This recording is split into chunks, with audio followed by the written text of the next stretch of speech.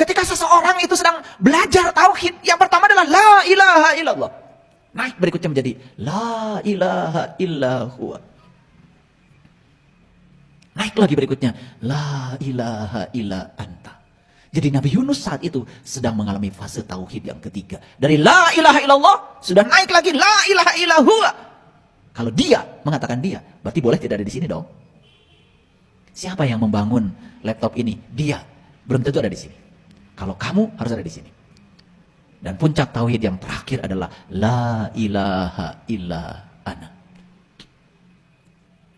Jadi la ilaha illallah naik lagi menjadi la ilaha illa huwa, naik lagi menjadi la ilaha illa anta. Dan puncaknya adalah la ilaha illa ana.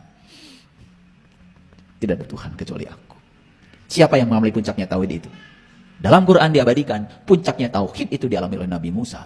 Dalam Quran surat Toha. Innani anallah la ilaha illa ana fa'budni wa aqimis sholata li zikri. Jadi, maaf. Kalian akan bisa sholat kalau sudah mencapai tauhid la ilaha illa ana. Assalamualaikum warahmatullahi wabarakatuh. Video ini kami bagikan kembali sebagai pengingat agar kita menyaksikan diri dan kehidupan. Semoga menjadi jalan kesadaran dan keheningan hati kita. Selamat menyaksikan. Makanya perintah salat hanya diberikan kepada Nabi Musa yang sudah mencapai tingkat tauhid la ilaha illa ana. Jadi nggak bisa sembarang. Kalau tauhidnya masih la ilaha illallah, masih la ilaha illa huwa, masih la ilaha illa anta, belum bisa sholat. Makanya sholat itu bukan menyembah, tapi sholat itu adalah sadar dengan kehadirannya. Karena dia tidak pernah meninggalkan kita. Sekarang saya walaupun sedang ceramah, saya tidak pernah tidak sholat. Makanya sholat tingkat tinggi di Quran dikatakan alladzina hum ala sholawatihim yuhafidun. Sholatnya tidak terkungkung oleh ruang dan waktu. Karena selalu sholawat terhubung. Wah, kalau sudah di tingkatan itu, sholat itu setiap hela nafas kita. Makanya jangan usil kalau kita baru sampai di tingkatan sholat yang terjebak oleh waktu. Jangan mengatakan orang lain tidak sholat. Siapa tahu sholat mereka lebih canggih lagi dari sholatmu yang sekedar ruku dan sujud secara fisik saja. Makanya saya mengajarkan pada murid-murid saya, stop usil. Jangan komentar, jangan usil, maafkan, biarkan. Urusi saja dirimu sendiri. Jangan suka ngurusi orang lain. Jadi apa itu kelahiran? Kelahiran itu saat ruh ditiupkan ke dalam tubuh. Paham? Apa itu kematian? Saat ruh keluar dari tubuh. Nah, kapan ruh ditiupkan ke dalam tubuh? Tepat saat tubuh sudah sempurna dibuat. Maka Allah bilang, fa iza sawaituhu wa nafakhtu fihi min ruhi faqa'u lahu sajidin. Ketika aku sudah selesai menciptakan tubuhmu dengan sempurna di rahim ibumu, saat itu aku tiupkan ruhku. Itulah kelahiran. Paham sampai sini? Oke. Apa yang ditiupkan ke dalam tubuh? Yang ditiupkan ke dalam tubuh itu adalah ruh. Dan ruhnya bukan ruh siapa-siapa, ruhku, bukan ruhmu. Jadi kalau kita berpikir, yang mana ruh saya? Gak ada. Karena yang ada adalah mirruhi, ruhnya Allah. Jadi siapa saya? Jawab sendiri ya. Kan tidak ada ruh saya. Yang ditiupkan Allah itu adalah ruhku, kata Allah. Tidak ada ruhmu. Allah tidak pernah meniupkan ruhmu. Tidak, yang ditiupkan adalah ruhku. Nah, dalam ruh itulah ada jiwa. Jadi keseluruhannya disebut ruh, bagian dari ruh ada namanya jiwa. Itulah dirimu, itu diri sejatimu yang sering disebut dengan nur insan. Karena cinta kasihnya Allah, maka nur insan ini tidak dibiarkan sendiri, ditemani oleh Allah dan Rasulnya. Rasul yang mana? Rasul sejati yang punya sifat sidik, amanah, fatonah, balagoh ada dalam diri kita, ada hidup dalam diri kita itu. Sayang sekali banyak yang tidak tahu. Nah, itu cinta kasih semesta. Jiwa kita ini tidak pernah tidak didampingi, sekotor apapun. Didampingi oleh Allah dan Rasulnya. Di sini, di sini. Itulah pentingnya kalian mengalami syahadat sejati yang itu. Itu yang disebut dengan syahadat suci. Itu yang harus dialami. Kalau syahadat kita belum di tingkat itu, baru di tingkat mulut di sini, itu masalah kita. Sehingga kita tidak pernah bisa sholat dalam tingkatan Ibrahim. Makanya maqamu Ibrahim sholat. Sholatlah kamu di tingkatan Ibrahim. Karena Ibrahim sebelum sholat kan berjumpa dulu dengan jati dirinya yang sejati. Jadi ulangi, dalam ruh itu ada jiwa. Makanya di Quran dikatakan, laqad kafaral ladzina qalu innallaha salisu salasa. Maka tertutuplah orang-orang yang mengatakan Allah salah satu dari yang tiga. Konsepsi tentang Allah di Quran selalu Nur Insan, Nur Muhammad, dan Nurullah. Gumulung manunggal. Itu namanya syahadat suci. Nah, jiwa inilah yang memiliki karma. Jiwa inilah yang harus diselesaikan dalam kehidupan ini. Maka jiwa ini untuk menyelesaikan karma ditiupkan kembali ke dalam tubuh. Jadi jiwa inilah yang sedang menjalani karma. Tetapi untuk menjalani karma, jiwa dibimbing oleh Allah dan Rasulnya. Itu cinta kasih semesta. Makanya jiwa ini masuk ke dalam tubuh mengalami kelahiran. Jadi untuk apa sebetulnya jiwa ini harus lahir lewat tubuh? Karena jiwa ini harus kembali ke fitrahnya. Kapan jiwa kembali ke fitrahnya? Ketika jiwa ini sudah bisa menyelesaikan semua utang karmanya. Makanya maaf, sekarang ini orang justru datang ke sini bawa utang. Ada 3 utangnya. Satu, utang masa lalu yang belum selesai. Yang kedua, jalan bengkok yang pernah dilalui. Yang ketiga, pekerjaan masa lalu yang belum selesai. Dan dia datang ke sini membawa utang. Malah di sini dia bikin utang baru. Jadi utang lama tidak terbayar, utang baru dibuat lagi. Akibatnya dia bertumpuk-tumpuk utang. Itu yang dikatakan Rasulullah, janganlah kau mati membawa utang. Nah, selama ini utang yang dimaksud oleh kita adalah ke BRI, ke BCA. Lah kalau utang itu kalian mati, ya enggak apa-apa. Nanti kan BCA juga cari ahli warisnya. Karena saat kalian menandatangani utang, itu sebetulnya secara implisit ahli warismu juga ikut menandatangani. Ada rumahnya pasti dirampas bank. Gitu. Makanya utang manusia yang paling besar adalah tidak tahu Tuhan. Karena kita asalnya tahu Tuhan, menjadi tidak tahu Tuhan, maka saat manusia tahu Tuhan kembali disebutnya taubat. Nah, kalian mengartikan taubat apa? Makanya banyak orang yang, wah kamu banyak dosa ya, tobat. Apa tobat itu? Ya Allah, gitu. Itu bukan tobat, itu nangis namanya. Tobat itu lihat HP saya, di situ kan? Nah saya pindahkan ke sini, itu pindah tempat, kembali ke sini, namanya tobat. Tobat itu bahasa Arab, artinya kembali. Kembali mengenal Allah, itu namanya tobat. Maka di Quran dikatakan, siapa yang kembali kepada Allah, maka pasti akan dapat ampunan Allah secara otomatis. Tobat, dampaknya adalah ampunan. Apa yang diampunkan? Hati-hati. Yang diampunkan cuma 1 dosa. Karena dosa manusia itu cuma 1. Saya heran gitu ada yang membagi dosa. Dosa besar, dosa kecil. Ada pembagian lagi. Di Quran gak ada. Ngarang itu. Karena di Quran dikatakan, innallaha la yaghfiru aysyraka bihi wa yaghfiru ma duna dzalika liman yasha. Sesungguhnya Allah tidak akan pernah mengampuni dosa syirik. Tapi Allah sudah mengampuni apapun dosa. Asal jangan dosa syirik. Jadi dosa yang harus dibereskan oleh kita cuma 1.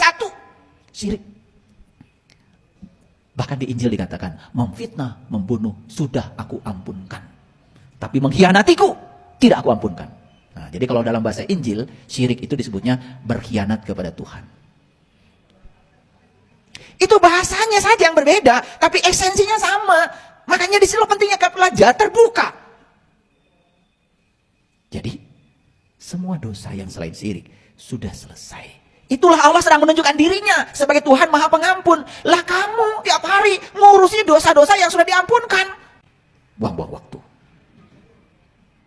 Itu Quran.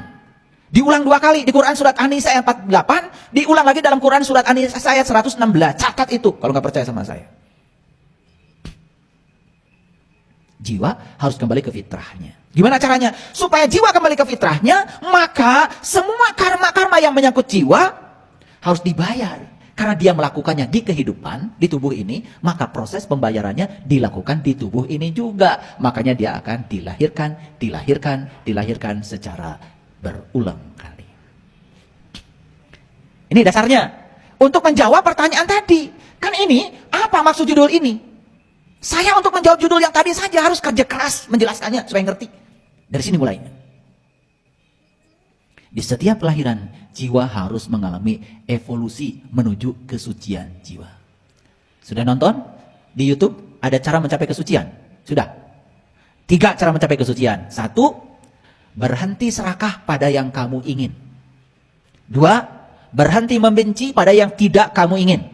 3, hadirkan cahaya ilahi dalam kegelapan batinmu. 3 itu yang akan mengantarkan kita kepada kesucian. Jadi orang suci dilihat dari sikapnya. Ketika dia mendapatkan yang dia ingin, tidak serakah. Ketika mendapatkan yang tidak dia ingin, dia juga tidak menghindar, tidak menolak, tidak benci. Itulah ciri orang suci. Orang suci itu bukan pakai jubah, pakai tongkat, jalannya miring. Kesucian itu harus diukur dengan indikator yang realistis. Lihat saya semuanya. Begitu Anda melihat orang hebat, dapat yang diinginkan, malah dia bagikan semua yang dia inginkan kepada orang banyak. Wah, luar biasa. Itu orang suci. Kalau orang kotor, begitu mendapatkan yang dia inginkan, langsung hasil saya, milik saya, enak aja. Mau zakat 2,5% aja nggak mau. Nah, itu orang kotor. Walaupun pakai jubah putih, kalau masih punya ikatan pada hartanya, kotor. Makanya kalau saya ngukur orang kotor, gampang. Kamu tadi malam mimpi? Mimpi apa? Dikejar anjing gelo. Ah, kotor. Gitu aja. Orang suci nggak mungkin mimpi dikejar anjing gila. Tadi malam tidur? Iya tidur. Mimpi ketemu yang menyeramkan. Ah itu. Kalau tidur saja kamu didatangi yang menyeramkan, hidup itu menyeramkan, itu tanda bahwa jiwamu kotor. Dan saya pastikan, orang-orang yang sudah selesai dengan hartanya, sudah tidak ada ikatan, tidak ada kemelekatan, dapat yang diinginkan biasa, dapat yang tidak diinginkan biasa. Ya, susah senyum, senang senyum, udah S4 sekolahnya. Susah senyum, senang senyum, S-nya 4. Kalau di perguruan tinggi, itu baru S3 paling tinggi. Banyak yang sekolah S3, tetapi belum tentu bisa S4. Malah justru, mereka yang sekolah tinggi-tinggi, kalau tidak punya kesadaran, malah semakin melekat dan bangga dengan atribut akademiknya saja. Paham sampai sini? Ini dalam mereka menjawab judul. Ini baru apa maksud judul itu? Panjang. Di setiap kelahiran, jiwa harus mengalami evolusi menuju kesucian jiwa. Evolusi itu berarti proses yang terus-menerus. Untuk mengalami proses evolusi, maka jiwa harus bertemu dengan sang jiwa melalui proses kematian sebelum mati. Makanya kelahiran adalah kematian yang dimulai. Pasti belum mengerti? Nah, saya bikin gambaran gini. Lihat saya semuanya. Saya baca kitabnya Lao Tse, kitab Tao Te Ching. Dan saya membaca juga kisah hidupnya Lao Tse. Dalam kisah hidupnya Lao Tse itu, diceritakan bahwa Lao Tse itu, di kandungan ibunya itu 82 tahun. Ulangi. Lao Tse itu di kandungan ibunya itu 82 tahun. Kaget? Kalian biasa-biasa aja. Harapan saya kalian kaget gitu. Gitu. Ini kaget enggak? Biasa juga enggak. Saya curiga ini. Saya ketika baca Lao Tse di kandungan ibunya 82 tahun kaget. Malah saya bilang ini Lao Tse gak nyusahin ibunya gitu. Saya marah sama Lao Tse. Kenapa? Kenapa dia gak mau keluar-keluar? Kan kasihan ibunya kalau 82 tahun. Kalian yang 9 bulan 10 hari aja repotnya kayak apa?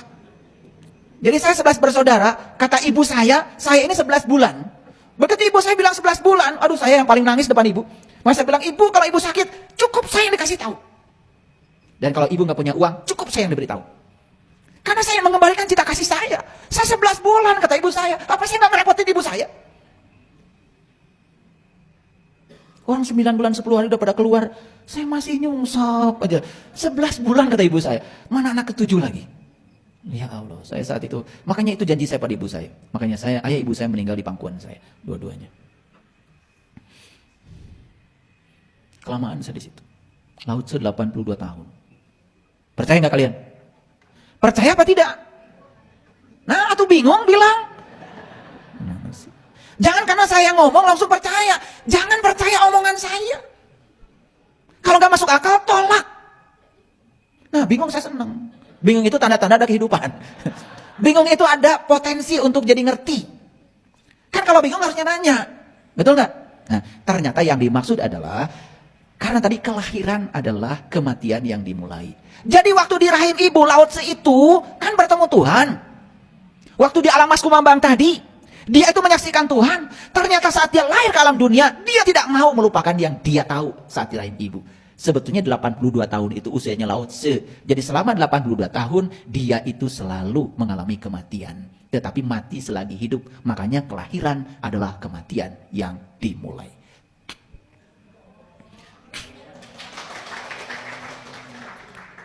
Itu baru Ya Lao Tse sama dengan kita, 9 bulan 10 hari di rahimnya mah.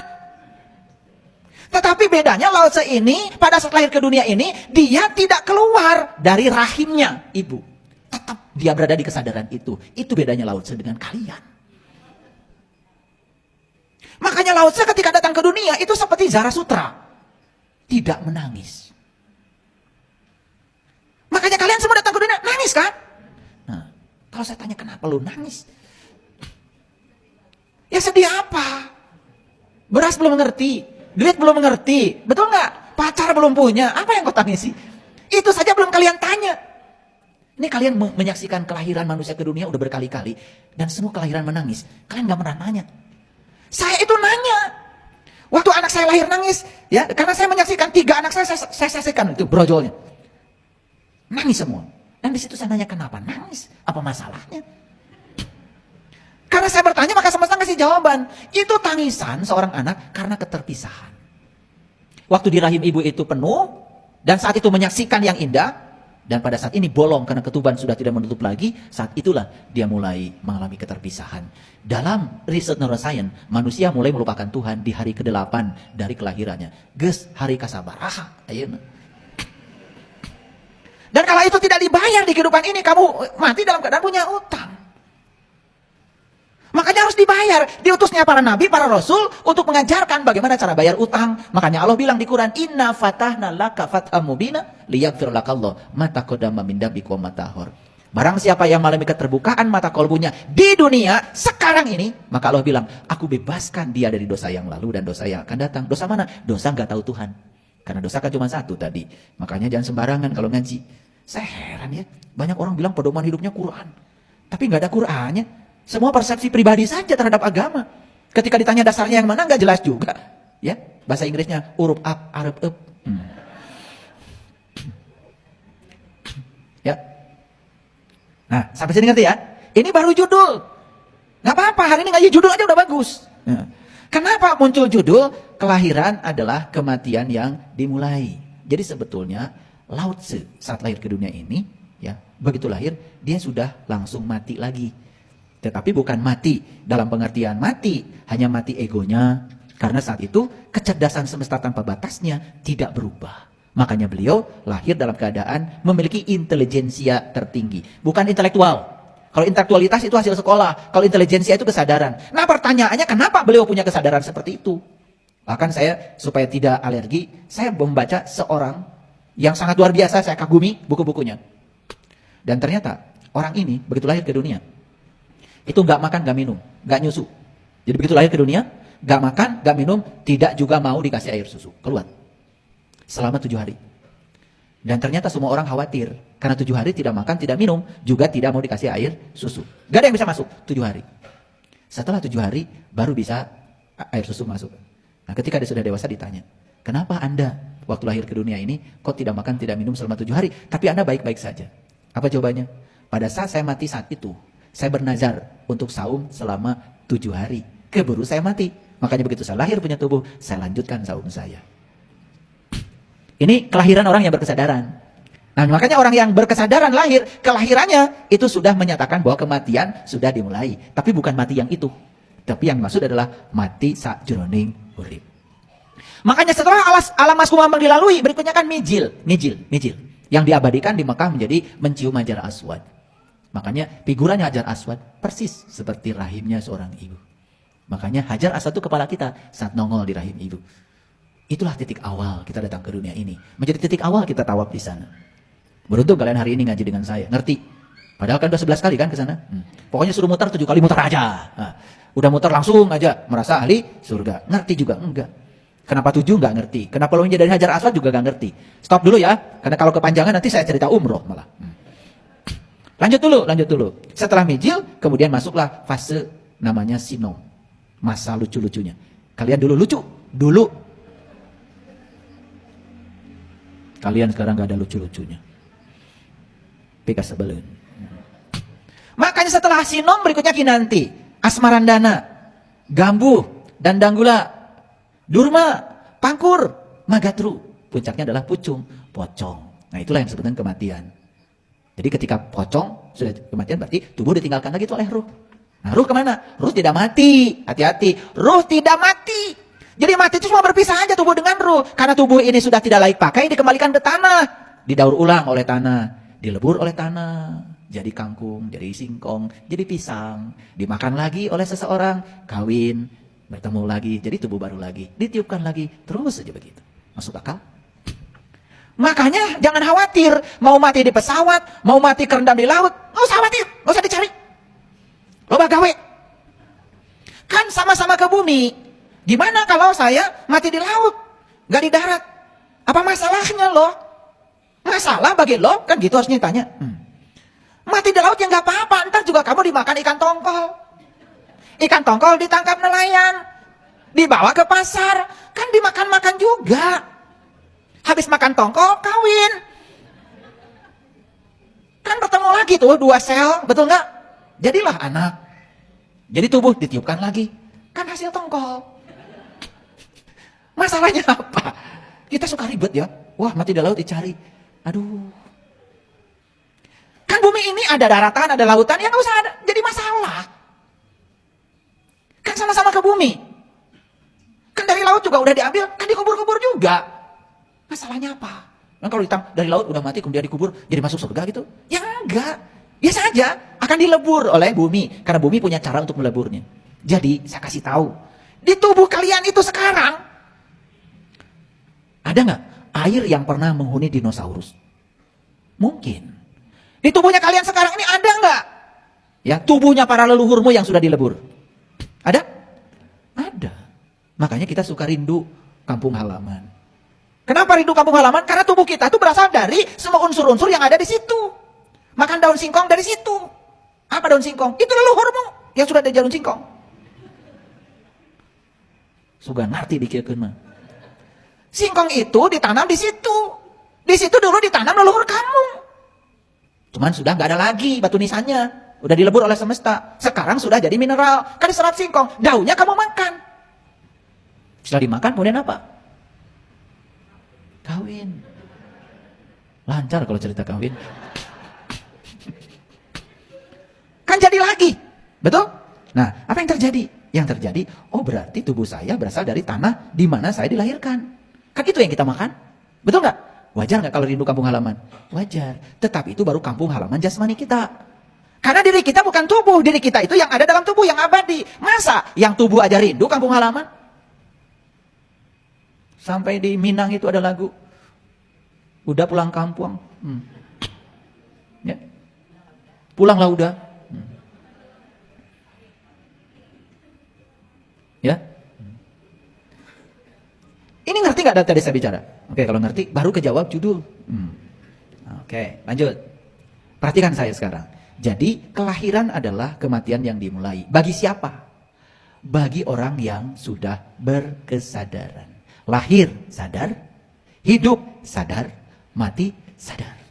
Nah, kita tuh sekarang sedang belajar gimana caranya. Kalaupun kita nanti terlahir lagi ke sini, lahirnya itu sadar. Hidupnya sadar, maka matinya sadar. Itu yang disebut dengan kita sudah manunggal. Itulah tauhid tingkat tinggi. Ya. Nah.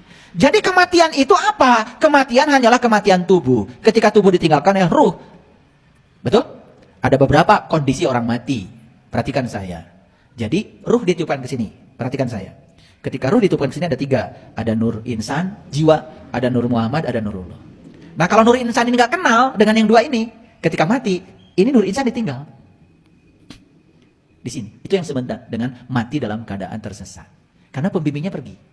Nah, kenapa Nurullah dan Nur Muhammad meninggalkan Nur Insan? Karena saat itu Nur Insan nggak mau kenal. Disitulah perlu seorang guru yang bisa membimbing kita untuk mengalami syahadat suci.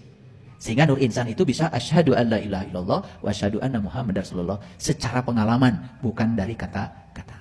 Nah, kalau Nur Insan sudah bersaksi pada Nur dan Nur Muhammad, maka saat mati ini beleng aja, sehingga tubuhnya kosong. Nah, lihat saya, ketika Nur Insan gak kenal Nur dan Nur Muhammad, maka Nur Insan ditinggal di sini. Nah, ketika ditinggal di sini, itu yang disebut dengan alam kegelapan. Nah, ini nanti dikubur dulu. Nah, itu yang disebut dengan kegelapan dalam kuburan. Nah, Nur Insan ini baru bisa lepas dari tubuh ketika tubuh sudah benar-benar hancur. Menunggu masa yang lama. Nah, nanti Nur Insan ini ketika sudah masuk ke ruang kehidupan ini, tetap akan ditangkap lagi oleh Nur dan Nur Muhammad untuk masuk lagi ke tubuh baru. Dan di situ dibimbing lagi. Sampai akhirnya suatu saat Nur insan ini akan kembali kepada fitrahnya untuk memanunggal dengan alam asalnya. Kembali ke asal. Itu namanya innalillahi wa inna ilaihi rojiun. Tidak sesederhana itu, teman. Ya. Paham sampai sini? Oke. Jadi, inginkah para sahabat di kelahiran yang akan datang, kalaupun harus lahir kembali, kita mati, ya, kematian dimulai seperti yang diceritakan oleh saya tadi tentang Lao Tse, tentang Jala Sutra, orang-orang yang berkesadaran. Saya mengambil contoh itu karena mohon maaf, saya tidak punya referensi yang lain, ya, saya tidak punya referensi yang lain. Saya membahas itu karena itu yang saya punya referensinya, karena saya pernah belajar kitabnya. Bahkan saya hafal kitab To Teaching, hafal, ya. Jadi kitab To Teaching itu cerita tentang sat pertama, sat kedua, sat ketiga. Itu sama dengan martabat alam 7 kalau di ajaran leluhur kita. Nanti suatu saat saya bahas. Suatu saat, jangan sekarang, gak cukup waktunya. Jadi kematian harusnya meningkatkan kesadaran, oke? Karena kematian adalah puncaknya kehidupan. Jadi mati itu kenapa kita jadi sedih? Nah, kesedihan itu sebetulnya karena ewuh pakai wuh. Karena kita gak ngerti kalau kematian itu puncaknya kehidupan. Bahkan ketika ibu kita, ayah kita sudah repot, banyak penyakit kemudian mati, bukankah mati itu hadiah? Dibebaskan beliau dari segala rasa sakit. Nah, kenapa jadi menangis? Ini yang tidak dimengerti. Bahkan ketika saya tidak menangis malah menganggap saya ini tidak berperasaan. Jadi saya itu harus menangis gitu. Kalau saya sudah mengerti begini. Kita itu ketika orang lain tidak seperti kebanyakan orang walaupun benar, kan dianggap salah. Betul? Oke, kematian adalah kenikmatan rasa mati selagi hidup yang panjang, bahkan memasuki keabadian. Ngerti? Nah, lihat saya kalimat ini agak berat nih. Kematian adalah kenikmatan rasa mati selagi hidup yang panjang, bahkan memasuki keabadian. Gini. Ini yang sudah belajar tentang mati sajroning urip sekarang. Kan kalian merasakan kenikmatan luar biasa, walaupun hanya beberapa detik saja. Menyaksikan alam yang sangat indah, luar biasa dalam diri, bukan? Kan suka pengen lama. Betul? Nah, sabar. Karena sekarang gak bisa lama. Karena kita masih bolak-balik antara kanan dan kiri, antara akhirat dan dunia. Nanti kalau sudah mati beneran, kanan terus. Maka itu yang di Quran disebut golongan kanan. Fa ashabul maimanati ma ashabul maimanah. Itu golongan kanan itu. Memasuki keabadian. Nah, itu hanya berlaku untuk orang yang di dalam kehidupan sekarang sudah belajar mati selagi hidup. Artinya meneruskan perjalanan ketika di rahim ibu. Lihat saya, di rahim kita mati. Saat kita lahir, kita juga terus mengalami pengalaman persis seperti saat di rahim ibu. Paham ya? Paham ya? Gitu. Tapi kita juga bersyukur walaupun terlambat. Baru di usia tertentu kita mengalami kembali pengalaman seperti di rahim ibu. Jadi bedanya apa kalian dengan Lao Tse? Lao Tse mah ti lahir keneh, sadar na teh. Kalian mah ada yang baru 60, 70, ya 80, gak apa-apa. Segitu juga mengalami. Itulah pentingnya mengalami itu. Ya, betul sekarang ngerti? Bersyukur dapat itu. Makanya kata Nabi, tidak ada ilmu setelah ilmu ma'rifat kecuali kesesatan. Ya, baik sekarang lihat saya semua. Itu kematian. Sekarang kita bicara kelahiran. Kelahiran itu ada dua. Satu kelahiran tubuh ketika dijemput oleh orang tua dari langit ke bumi. Siapa yang menjemput kita? Orang tua. Orang tua menjemput kita dari langit ke bumi. Nah, kalau kita dijemput dari langit ke bumi, pertanyaannya, kita ini makhluk langit atau makhluk bumi? Kita ini aslinya makhluk langit, sedang membara di bumi. Awas, kita tuh sedang membara di sini, sedang dikaryakan di sini. Aslinya kita tuh makhluk langit, aslinya kita tuh makhluk cahaya, aslinya kita ini adalah makhluk rohani. Jadi salah kaprah kalau manusia mengatakan kita ini makhluk bumi yang sedang melakukan perjalanan ke langit. Salah, kita ini makhluk langit yang sedang diperjalankan di bumi. Paham? Jadi tanya lagi sama saya sekali lagi supaya ngerti. Kita ini aslinya makhluk langit, makhluk bumi. Makhluk langit sedang dikaryakan di bumi. Kan kita ini kalau makhluk langit harus kembali ke langit. Siapa yang menjemput kita dari langit ke bumi? Ayah ibu kita. Siapa yang mengembalikan kita dari bumi ke langit? Disitulah pentingnya kita bertemu dengan seorang guru. Paham? Guru lah. Guru sejati lah yang bisa mengantarkan kita kembali dari bumi ke langit. Jadi walaupun kita masih di bumi ini, kita ini sudah jadi makhluk langit.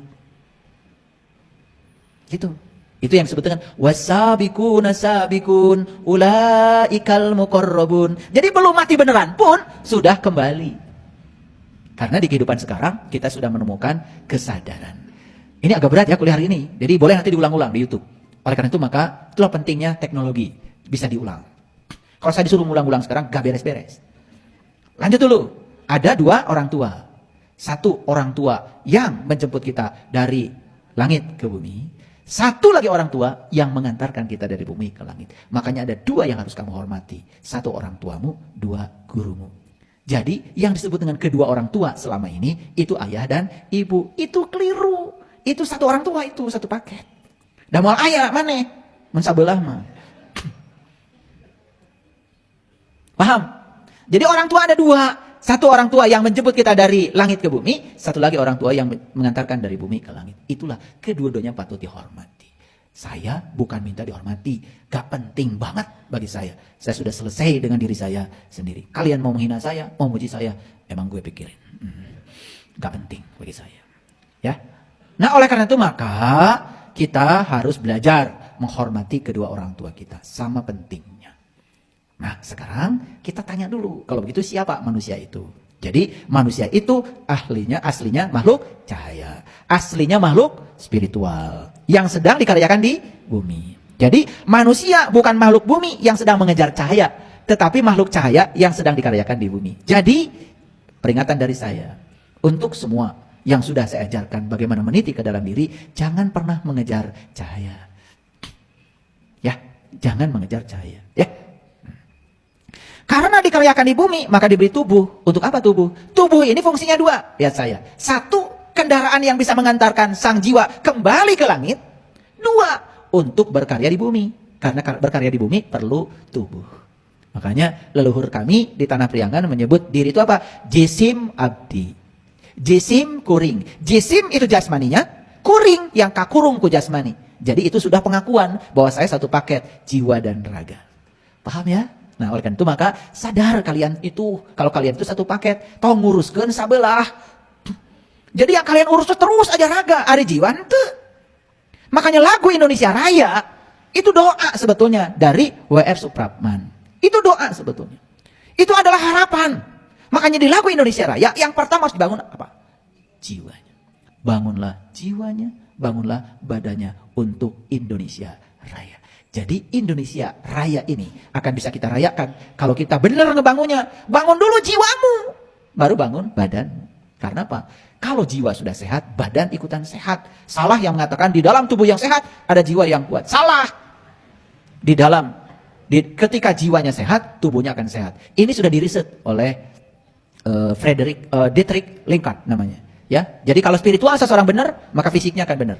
Makanya kalau ada orang mengaku-ngaku belajar spiritual, kepala pusing, jantung berdebar-debar, perut mual, anus ambeien,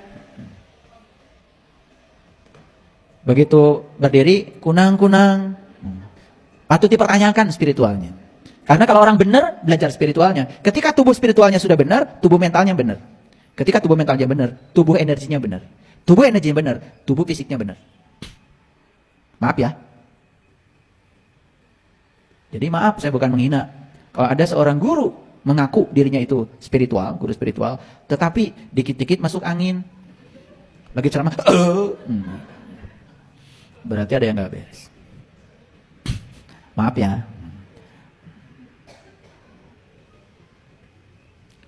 Oke, lanjut dulu. Ini yang berat-beratnya belum. Nah, lihat saya semuanya. Itu sebabnya, lihat saya. Untuk mencapai kesucian jiwa, maka kita harus telanjang. Kapan kita telanjang? Bisa jawab? Sebutkan 3 waktu kalian telanjang. 1 ketika lahir. 2 ketika mati. Hiji deui. Pura-pura aja. Ya udah nggak usah sebutkan, pokoknya situlah ya. Pura-pura. Kenapa malu? Ini masalah kita. Berbicara kebenaran malu. Padahal ya, mohon maaf, hubungan badan yang dilakukan dengan benar itu akan meningkatkan kesadaran. Itu yang disebut dengan mencapai super consciousness. Nanti kalian harus ada kursus khusus tentang ini. Karena selama ini menganggap hubungan itu sebagai sesuatu yang kotor.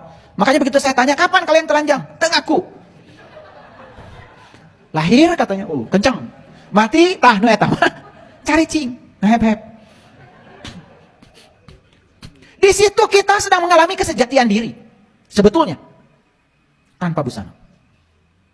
Di situ identitas kita hilang. Di situ kita mengalami fana sebetulnya. Kalau benar cara melakukannya. Makanya di negara-negara beradab, seks itu dikenalkan dengan cara yang baik. Cara yang benar. Kebanyakan mohon maaf. Kita tidak mengerti urusan itu dengan benar. Lalu menganggap itu seakan-akan kotor. Hanya sekedar memuaskan. Padahal Tuhan tidak mungkin menciptakan itu hanya untuk merendahkan. Justru itu mencapai super consciousness kalau tahu ilmunya. Saya akan buka kursus itu. Pasti pendaftarnya banyak. Udah pasti. Kalau urusan ranjang, wah udah. Iya. Untung saja saya sampai hari ini nggak jualan obat kuat. Makanya ada lagu dari Ebit judulnya Untuk Kita Renungkan. Oleh karena itu saya mau nyanyi. Kalau suara saya fals, ya karena saya bukan penyanyi. Mau nyanyi aja udah bagus. Kita mesti telanjang dan benar-benar bersih, suci lahir dan di dalam batin. Tengoklah ke dalam sebelum bicara, singkirkan debu yang masih melekat, singkirkan debu yang masih melekat. Anugerah dan bencana adalah kehendaknya. Kita mesti tabah menjalani. Hanya cambuk kecil agar kita sadar adalah Dia di atas segalanya. Adalah Dia di atas segalanya. Kita mesti berjuang memerangi diri, bercermin dan banyaklah bercermin. Tuhan ada di sini, di dalam jiwa ini. Berusahalah agar Dia tersenyum, berusahalah agar Dia tersenyum. Jadi, tugas kita di dunia ini membuat Tuhan selalu tersenyum. Makanya agama adalah cahaya, tapi banyak yang menjadikan agama jadi bahaya. Agama jadinya bukan mendamaikan, malah mengancam. Itulah ketika agama dianut oleh orang-orang yang tidak berkesadaran. Kita harus mewakafkan diri kita untuk membangun kesadaran beragama. Itu sebabnya di dalam agama itu sudah ada yang namanya toleransi. Di dalam agama itu sudah ada yang namanya menghargai dan menghormati perbedaan. Tetapi cara beragama yang kadang-kadang yang keliru. Jadi tidak perlu ada moderasi agama. Karena agama sudah moderat. Yang perlu diadakan adalah moderasi beragama. Cara kita beragama harus dibenerin lagi. Kadang-kadang kita menganggap orang lain yang berbeda sebagai musuh, bukan sebagai mitra kita. Jadi harus telanjang. Paham? Nah sekarang kapan kita telanjang? 1 saat lahir, 2 saat di tempat tidur, dan yang ketiga saat mati. Jadi kenapa ini kok telanjang semua?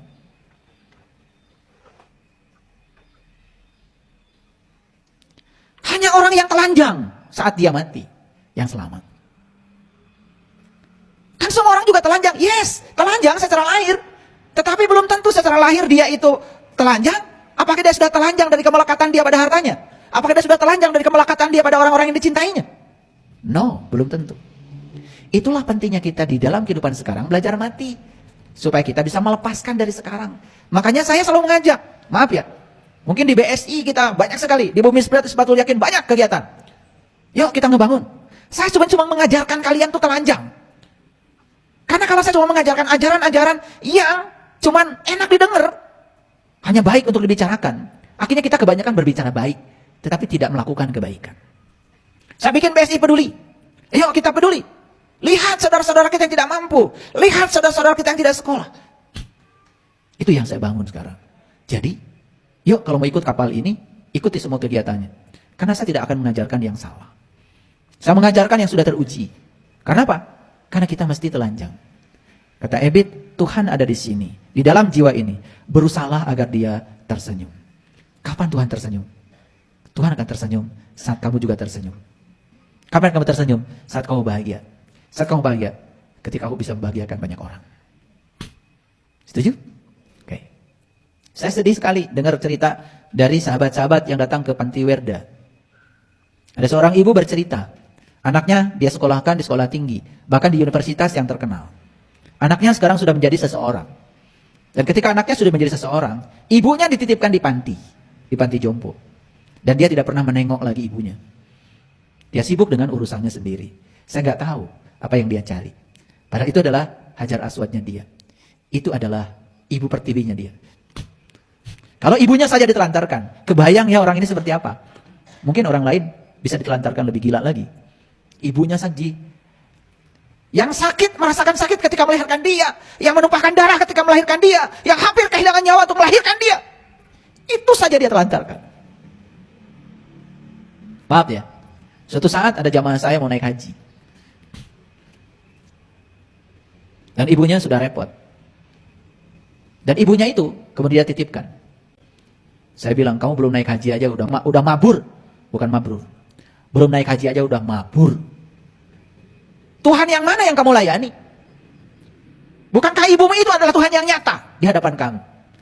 Tuhan yang gaib kamu cari. Tuhan yang nyata kamu abaikan. Tapi dia tetap aja pergi ke sana. Pulang dari sana tidak berubah. Saya cuma mengatakan, rawat ibumu, itulah hajimu. Itu hajar aswad. Kamu memanjat hajar aswad di sana berkali-kali, gak ada artinya. Karena kau abaikan hajar aswad yang sebenarnya di sini. Itu. Banyak gak kesalahkaprahan seperti itu? Banyak. Yuk, saya ingin kalian suatu saat membaca buku ini. Buku ini ditulis oleh Osho tahun 2002. Jadi judul bukunya Sex Matters. From Sex to Super Consciousness. Buku ini bercerita tentang bagaimana, ya mohon maaf, hubungan itu bisa meningkatkan kesadaran. Di sini rahasianya. Saya cuma mencuplik sedikit dari buku itu, kata-kata beliau. Coba baca sama-sama, kita baca. Jika Anda berjalan tanpa busana di jalan, orang lain bisa marah pada Anda. Betul? Padahal Anda tidak melakukan apapun. Kemarahan itu bahkan lebih besar dibandingkan kemarahan yang ditujukan kepada seorang pembunuh. Ada seorang pembunuh di jalan, jelas dia pembunuh, merusak orang, menghancurkan nyawa orang, tapi karena pakai pakaian, lalu dianggap orang yang tadi berjalan tidak apa-apa, cuman karena telanjang menjadi masalah. Padahal si pembunuh ini tidak menjadi masalah, padahal sudah membunuh, cuman karena pakai pakaian. Mengapa ketelanjangan semata lebih mengundang amarah dibandingkan tindakan yang jelas merugikan orang lain? Apa pesan dari buku ini? Pesan dari buku ini sebetulnya, bagaimana ketelanjangan itu bisa mengantarkan kita untuk melepaskan identitas diri. Dan di situ kita justru akan mengalami super consciousness. Kita akan mengalami puncaknya kesadaran. Ada paradigma yang harus diubah. Kenapa? Ya, karena selama ini, mohon maaf, laki-laki dan perempuan dipisah. Bahkan di sekolah-sekolah tertentu, laki-laki perempuan dipisah. Apa yang terjadi? Laki-laki jadi senang ke laki-laki. Perempuan jadi senang ke perempuan. Siapa yang melanggar kodrat? Sekolah itu. Padahal semesta sudah mentakdirkan begitu. Laki-laki senang ke perempuan. Ketika sudah ada masalah, laki-laki senang laki-laki. Lalu orang tuanya meradang. Padahal orang tuanya yang mengizinkan anaknya diperlakukan seperti itu. Jadi kadang-kadang kita ini sudah gampang sekali ya menyalahkan orang lain. Dan kita menganggap ketika anak-anak itu tidak melakukan surat menyurat, percintaan, dan dilanggar hak asasinya, dianggap dia mencapai kesucian. Padahal dia sedang dikerangkeng kebebasannya. Inilah karena kita, mohon maaf, masih menganggap urusan cinta ini kotor seakan-akan. Bukan sebagai berkah dari semesta. Maaf ya, saya tidak bicara terlalu dalam tentang ini karena nanti banyak yang belum siap untuk menerima pandangan saya. Baca aja bukunya sendiri, nanti simpulkan sendiri. Ya. Jadi ketelanjangan itu ada 3 kan? Oke? 1 saat kelahiran, 2 saat hubungan, dan 3 saat kematian. Lihat saya semua. Kita tidak bisa mengalami pencerahan saat kelahiran. Ada kesempatan besar mengalami pencerahan saat hubungan. Oke? Tetapi itu pun tidak dialami banyak orang. Apalagi mengalami pencerahan saat kematian. Ternyata mengalami pencerahan saat kelahiran dan kematian itu hanya bisa dicapai oleh segelintir manusia saja. Peluang yang paling besar sebetulnya mencapai pencerahan ketika di area itu. Tapi itu pun tidak banyak yang bisa memanfaatkannya. Akhirnya apa? Di kelahiran tidak mencapai, di hubungan tidak mencapai, di kematian tidak mencapai. Habis semua kesempatan. Bagaimana caranya di kesempatan yang kedua itu? Disitulah sebetulnya harus ada yang namanya cinta. Dan cinta itu tanpa syarat. Kalau kamu baik pada saya akan baik pada kamu. Kalau kamu setia pada saya akan setia pada kamu. Kalau kamu mencintai saya akan mencintai kamu. Semuanya pangeretan. Nah, hubungan yang semacam itu dasarnya udah jelas, tidak mungkin bisa mengantarkan pada super consciousness. Ini masih saya rahasiakan ya, gak dibuka semua, biar penasaran. Enak aja, saya aja belajarnya lama. Jadi, mohon maaf, ketelanjangan yang saya maksud bukan sekedar ketelanjangan fisik sebetulnya, tapi ketelanjangan identitas, merasa diri kita siapa. Coba bayangkan ya, kalau dalam sebuah keluarga, seorang suami menempatkan diri sebagai superior, dan pasangannya sebagai inferior, dan pasangannya itu tidak dianggap setara oleh dia, dan harus taat sama keinginan suami, apapun mau suami harus diikuti. Menurut saya tidak akan terjadi super consciousness. Hanya terjadi pelanggaran HAM.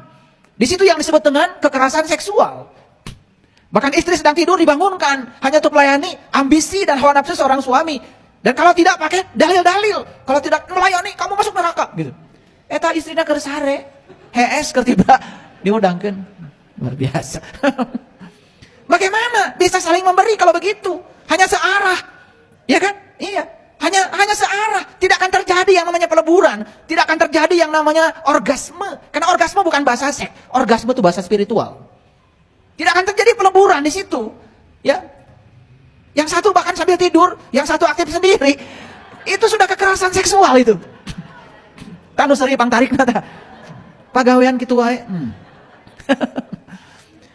Ini bagaimana bisa mencapai super consciousness? Ini spiritual. Saya bicara spiritual, saya bukan bicara seks. Karena tidak mungkin Allah menciptakan alat kelamin hanya sekedar untuk merendahkan kita. Semua yang Allah ciptakan itu, semuanya adalah luar biasa. Tergantung cara kita memanfaatkannya. Itu selama ini kita tidak tahu. Dan kita juga tidak mau tahu. Ya.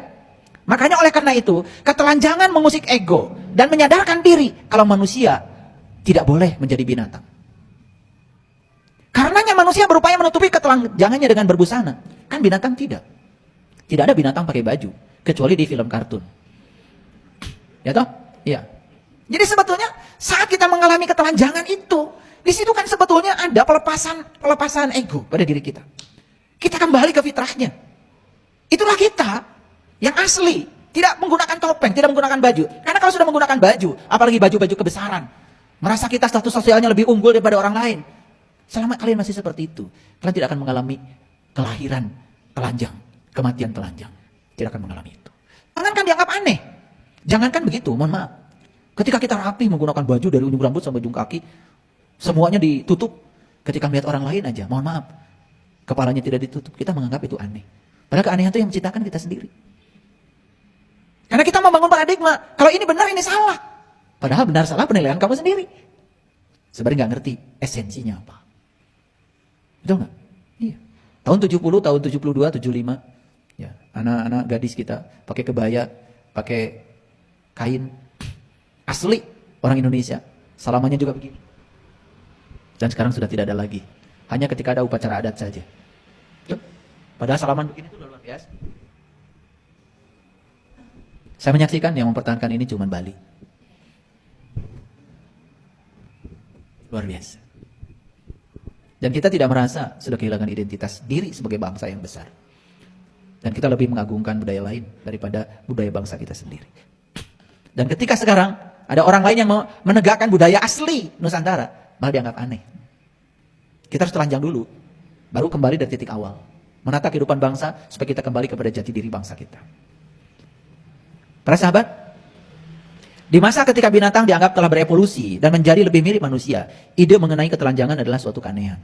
Dan hal tersebut menimbulkan ketidaknyamanan untuk diri. Maaf, ketika ada sebagian sahabat kita yang menggunakan ketelanjangan sebagai budaya dirinya sendiri, seperti di Irian, malah itu dianggap aneh. Padahal siapa tahu ya, mereka dengan telanjang seperti itu lebih mudah untuk menyatu dengan alam.